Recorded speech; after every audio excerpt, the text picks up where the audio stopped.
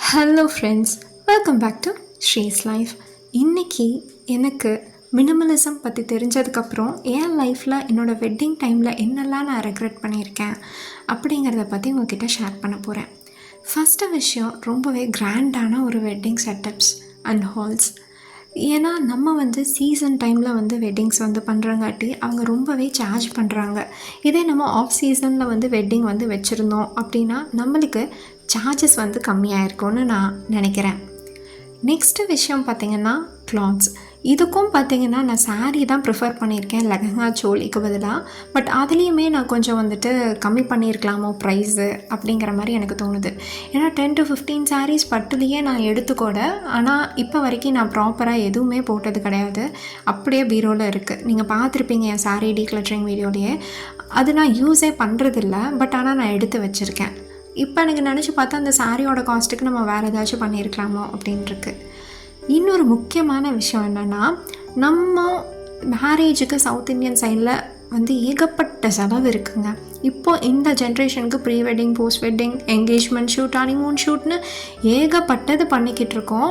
ஆனால் நான் என்ன ப்ரிஃபர் பண்ணியிருக்கேன்னா, ரொம்பவே பட்ஜெட்டான ஒரு ஃபோட்டோஸ் அண்ட் வீடியோஸ் தான் பிளான் பண்ணேன். ஆனாலுமே கூட எனக்கு அது ரொம்பவே எக்ஸ்பென்ஸாக இப்போ தெரியுது. ஏன்னு கேட்டிங்கன்னா, நான் அதை கொஞ்சம் லிமிட்டடாக வச்சுருக்கலாமோ அப்படிங்கிற மாதிரி இருந்துச்சு. அண்ட் நெக்ஸ்ட் மிஸ்டேக் நான் பண்ணது வெட்டிங் இன்விடேஷனில். நாங்கள் கெஸ்ட்டை பிளான் பண்ணதுக்கு ஓவராகவே அதிகமாக, ரொம்ப அதிகமாக இன்விடேஷன் பிரிண்ட் பண்ண கொடுத்துட்டோம்.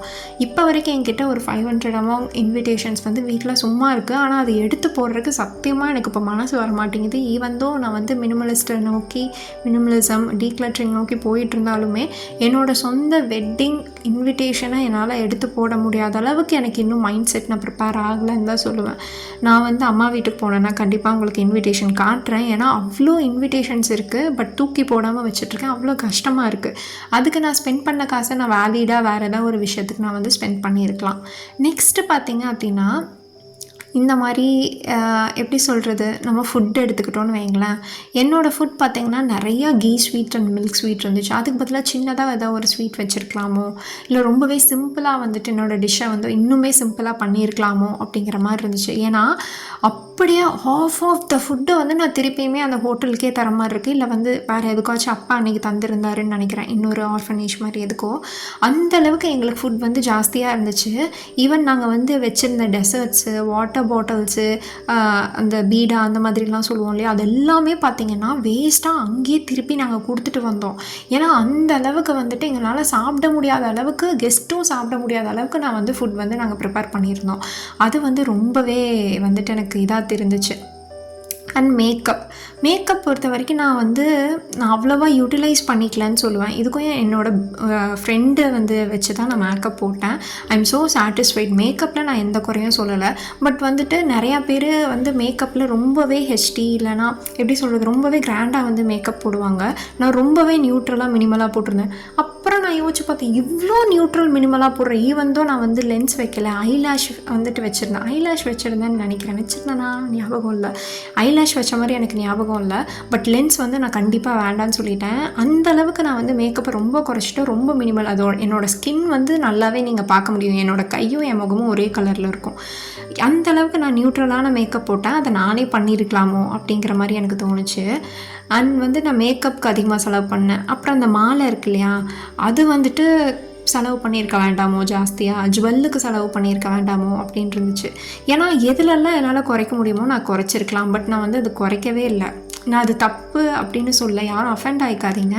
நான் டீக்ளட்டரிங், மினிமலிசத்தை பற்றி இப்போ எனக்கு தெரிஞ்சுக்கிற அளவுக்கு நான் அப்போ எனக்கு தெரிஞ்சிருந்துச்சுன்னா நான் இவ்வளோ சத்தியமாக ஸ்பெண்ட் பண்ணியிருக்க மாட்டேன். என்னோடய பேரண்ட்ஸ்கிட்டையும் சரி, நான் ஃபினான்ஷியலாக பிளான் பண்ணுறப்போ ரொம்பவே பட்ஜெட் ஃப்ரெண்ட்லியாக பிளான் பண்ணியிருப்பேன்.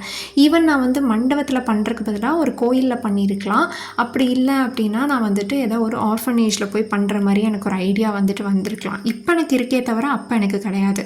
இன்கேஸ் ஃப்யூச்சருக்கு என்னோடய குழந்தைக்கு ஏதாச்சும் நான் அட்வைஸ் பண்ணுவேன் அப்படின்னு பார்த்தீங்கன்னா, நீ லேக்ஸ் அண்ட் லேக்ஸ் வந்து நீ வெட்டிங்க்கு செலவு பண்ணுறக்கு இப்போ என்னோடய வெட்டிங்க்கு செலவு பண்ண காசு இருந்தால் ரியல் டைமில் இப்போ இருக்க சுச்சுவேஷனில் என்னால் ஒரு வீடு வாங்கியிருக்க முடியும். அதே மாதிரி பார்த்தீங்க அப்படின்னா, இல்லைனா என்னால் ஒரு பிஸ்னஸ் வந்து நான் ஸ்டார்ட் பண்ணியிருக்க முடியும். இது எதுவுமே பண்ணாமல் 2 நாள் ஹாப்பினஸ்க்காக, ஹாப்பினஸ்ன்னு சொல்கிறத விட எப்படி பண்ணாலும் நம்மளுக்கு அது ஹாப்பினஸ் தான் பிடிச்ச பர்சனோடு இருக்கிறப்போ. ஆனால் அது கொஞ்சம் லக்ஸுரியாக செலவு பண்ணிட்டோமோ, அதை நம்ம சேமித்து வச்சிருந்தா இந்நேரம் நம்மளுக்கு பிடிச்சதை வந்து நம்மளால் பண்ணியிருக்க முடியுமோ, அந்த மாதிரி எனக்கு இருந்துச்சு. எல்லாமே எனக்கு நான் விட்டுருந்தா நான் காஸ்ட்டை குறைச்சிருப்பேன். பட் நான் சிம்பிளாக அம்மாகிட்ட சொன்னேன், ரொம்ப சிம்பிளாக பண்ணலாம், ரொம்ப சிம்பிளாக பண்ணலான்ட்டு. பட் நம்ம வந்து டிசைட் பண்ண ரொம்பவே காஸ்ட்டு தான் ஜாஸ்தியாச்சு. எக்ஸாம்பிளுக்கு நான் போட்டிருக்க வளையல் பார்த்திங்கன்னா கூட நார்மல் வளையல் தான். இது வந்துட்டு ஒரு எப்படி சொல்கிறது, ரொம்பவே ப்ரைடலுக்கெல்லாம் இப்போல்லாம் நிறையா வளையல்லே வந்துட்டு அவ்வளோ கஸ்டமைசேஷன் பண்ணுறாங்க. அந்த மாதிரியெல்லாம் நான் எதுவுமே பண்ணலை. ஈவன் நீங்கள் ப்ளவுஸில் கூட எந்த ஒரு ஆரி ஒர்க்கும் பார்த்துருக்க மாட்டீங்க. ஏன்னா என்னால் முடிஞ்ச வரைக்கும் நான் வந்து ரொம்பவே மினிமலாக கொண்டு போக தான் பார்த்தனே தவிர, தேவையில்லாமல் எக்ஸ்ட்ராவாக ரொம்பவே இதாக செலவு பண்ணணும் நான் அப்போவும் நினைக்கல. இப்போ அதை விட கம்மியாக பண்ணியிருக்கணுமோன்னு நினைக்கிறேன். ஏன்னா ப்ளவுஸ் நீங்கள் பார்த்தாலே தெரியும் நான் எவ்வளோ சிம்பிளாக வந்துட்டு எந்த கட் நான் யூஸ் பண்ணியிருக்கேன், எந்த மாதிரி ஆரி ஒர்க் இல்லாமல் பண்ணியிருக்கேன்னு சொல்லிட்டு. ஏன்னா ஒரு மாதிரி கம்ஃபர்டபுளாக இருக்கணும், அஸ் வெல் அஸ் வந்து அது பட்ஜெட் ஃப்ரெண்ட்லியாக இருக்கணும். அந்த மாதிரி நான் ப்ரிஃபர் பண்ணேன். இந்த மாதிரி மினிமலிஸ்ட்டை வந்துட்டு தெரிஞ்சுக்கணும் அப்படிங்கிறப்ப வந்து எனக்கு நிறைய ஐடியாஸ் வருது. அதனால தான் இந்த வீடியோ நான் உங்களுக்காக ஷேர் பண்ணேன்.